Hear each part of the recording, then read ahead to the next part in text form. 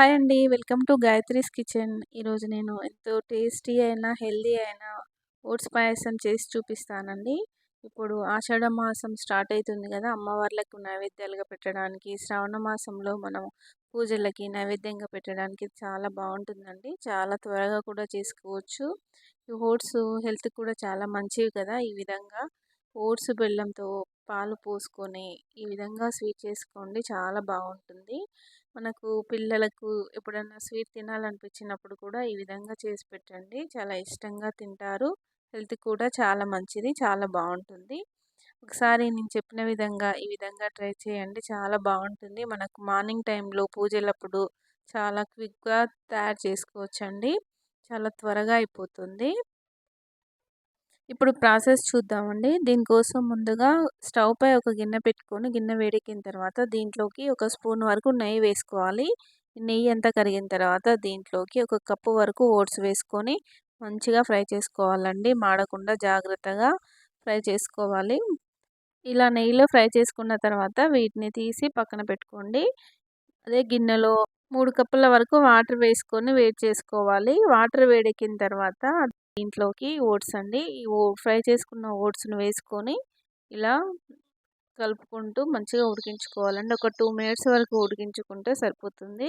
ఇలా 2 మినిట్స్ వరకు ఉడికిన తర్వాత దీంట్లోకి ఒక ముప్పావు కప్పు వరకు బెల్లం వేసుకోవాలి. ఈ బెల్లం వేసుకొని మంచిగా ఉడికించుకోండి. ఈ బెల్లము మంచిగా ఉడకాలండి, అలా ఉడికితేనే పాలు వేసుకున్నప్పుడు విరగకుండా ఉంటాయి. బెల్లం వేసుకోగానే పాలు వేసుకోవద్దు, కొంచెం టైం తీసుకొని బెల్లం అంతా ఉడకాలి. అలా ఉడికేటప్పుడే దీంట్లోకి ఇలాచీని ఇలా దంచి వేసుకోండి, ఫ్లేవర్ బాగుంటుంది. ఇలా వేసుకొని అంతా ఒక 2 మినిట్స్ వరకు అంతా ఉడికే వరకు ఉడికించుకున్న తర్వాత దీంట్లోకి మనము పాలను ముందుగానే వేడి చేసి పెట్టుకోవాలి. ఆ పాలను 2 కప్పుల వరకు యాడ్ చేసుకోవాలి. ఇలా వేసుకొని ఇదంతా మరిగి మంచిగా ఉడికే వరకు ఉడికించుకోవాలండి. అంటే ఓట్స్ అంతా కొంచెం చిక్కబడి మంచిగా పాయసంలా వచ్చే వరకు ఇలానే ఒక 5 మినిట్స్ వరకు సిమ్లో పెట్టుకొని ఉడికించుకోవాలి. ఇలా ఉడికేటప్పుడే మనము దీంట్లోకి డ్రై ఫ్రూట్స్ ఫ్రై చేసుకుందామండి.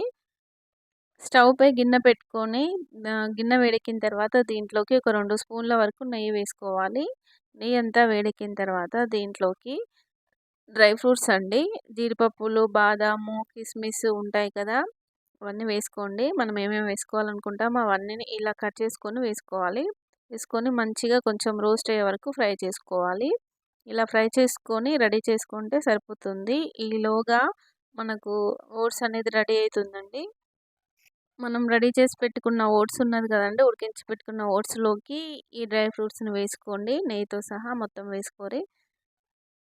ఓట్స్ పాయసం అయితే రెడీ అయిందండి, చాలా టేస్టీగా ఉంటుంది. అలాగే దేవునికి మంచిగా నైవేద్యంగా కూడా పెట్టుకోవచ్చు, చాలా బాగుంటుంది. పూజలప్పుడు మార్నింగ్ టైంలో చాలా త్వరగా అయిపోతుందండి ఈ పాయసము, చాలా బాగుంటుంది. పిల్లలకు కూడా చాలా ఇష్టంగా తింటారు. మీరు ఖచ్చితంగా ఈ రెసిపీని ఇంట్లో ట్రై చేయండి. అలాగే ఎలా వచ్చిందో నాకు కామెంట్ కూడా చేయండి. మీకు ఈ రెసిపీ నచ్చినట్లయితే ప్లీజ్ లైక్ చేయండి, అలాగే షేర్ చేసి సబ్స్క్రైబ్ చేయండి. సబ్స్క్రైబ్ చేసి పక్కనే ఉన్న బెల్ ఐకాన్పై నొక్కండి. Thank you for watching Gayatri's kitchen.